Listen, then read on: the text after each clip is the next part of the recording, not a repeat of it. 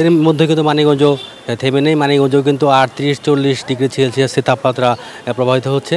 তো আমরা এখন আসি মানিকগঞ্জ জেলা হাসপাতালে। আপনারা জানেন যে গতকালকে কিন্তু স্বাস্থ্য মন্ত্রণালয় থেকে কিন্তু একটি নির্দেশনা দেওয়া হয়েছে যে জেলা হাসপাতালগুলোকে প্রস্তুত রাখার জন্য। তো আমরা এখন এসেছি জেলা হাসপাতালগুলোতে, দেখেছি এখানকার রোগীর অবস্থা। তো আমরা কথা বলেছি এখানকার যিনি তত্ত্বাবধায়ক রয়েছেন ডাক্তার বাহাদুরের সঙ্গে। তো আমাদের সঙ্গে থাকুন। যে গরমের তাপমাত্রা আসলে কেমন আসলে? এটা তো আপনি জানেন যে সারা দেশেরই তাপমাত্রা এখন মানে হিট অ্যালার্ট যেটাকে বলি আমরা, সেটা চলছে। 38 ডিগ্রি 40 ডিগ্রি এইরকম টেম্পারেচার উঠে যাচ্ছে। সেই সাথে বাতাসের আর্দ্রতা থাকায় 38 ডিগ্রিও প্রায় 40-42 ডিগ্রির মতো অনুভূত হচ্ছে।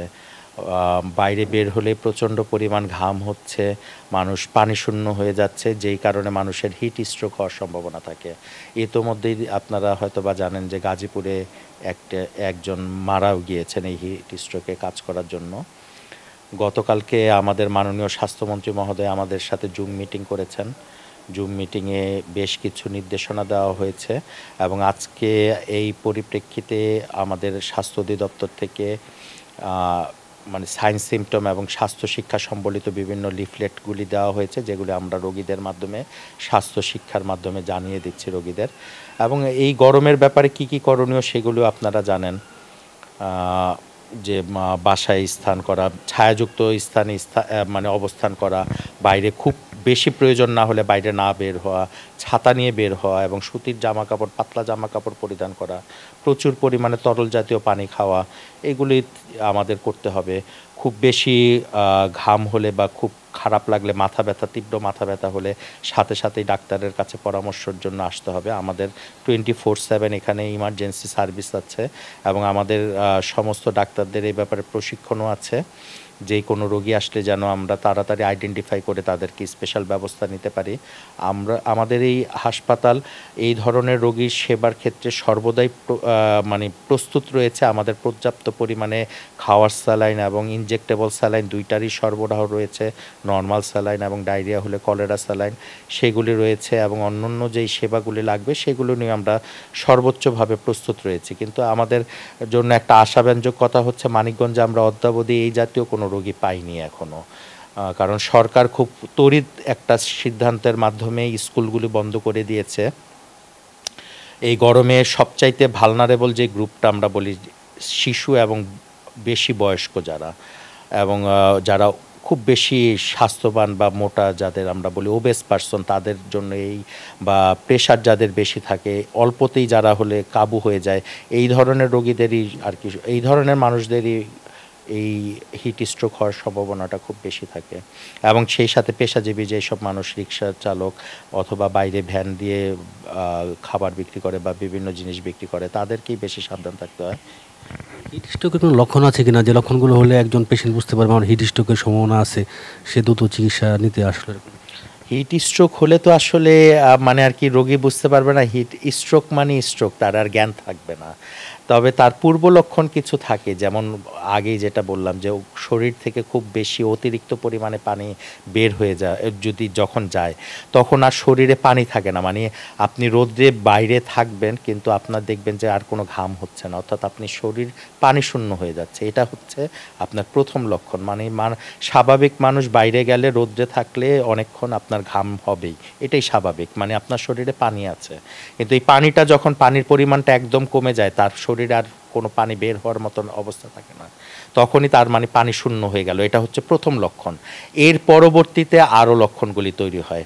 মানে এই পানিটা তার আমরা থার্মোরেগুলেটর বলি, মানে মানুষের ব্রেনে একটা শরীর অতিরিক্ত হিট হয়ে গেলে এই পানিটা দিয়ে যেন শরীরের টেম্পারেচারটা কন্ট্রোল করতে পারে, মানে অতিরিক্ত ইন্টারনাল হিট, মানে শরীরের ভিতরের হিটটা যেন আর বাড়তে না দেয়। তখন দেখা যায় শরীরের ভিতরটা অত্যন্ত গরম হয়ে যায়, যেই কারণে আপনার রক্ত চলাচলের প্রবাহটা বাধাপ্রাপ্ত হয় এবং ব্রেনে যেই পরিমাণ রক্ত চলাচল করার কথা, মানে রক্ত চলাচলের প্রবাহটা বাধাগ্রস্ত হয়। কাজে ব্রেনের মতো ভাইটাল একটা স্ট্রাকচারে যখন আর রক্ত চলাচল করতে পারে না, তখনই মানুষ এই স্ট্রোকের আক্রান্ত হয়।